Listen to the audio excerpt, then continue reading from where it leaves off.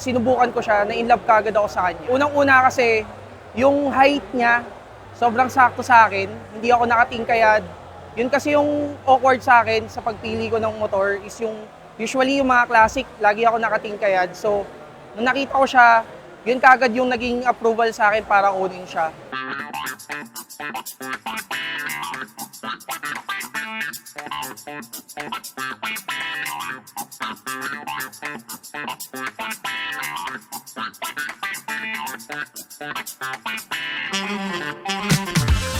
Hello, I'm Darwin Rojas. I'm from Cavite and I am one of the owner of SRV 200. So, share ko lang rin kung paano ko siya nakuha. Yung brother ko, inintroduce siya sa akin.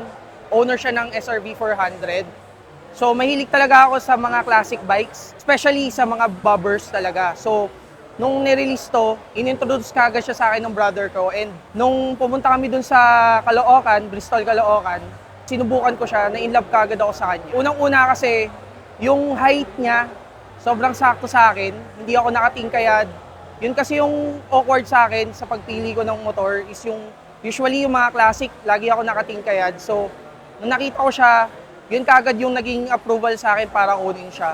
Ayun, i-highlight ko lang din siguro yung mga naging upgrade ko dun sa SRV 200 ko. So, first off, backrest. Yung backrest kasi, meron kasi akong fiancé, inaangkas ko siya lagi. So, yun yung una namin naging concern and it's very comfortable para sa kanya. Yung saddle bags, lahat yan nakuha ko siya dun sa branch ng Bristol, Caloocan. Yung sinunod ko is yung crash guard niya for safety na rin.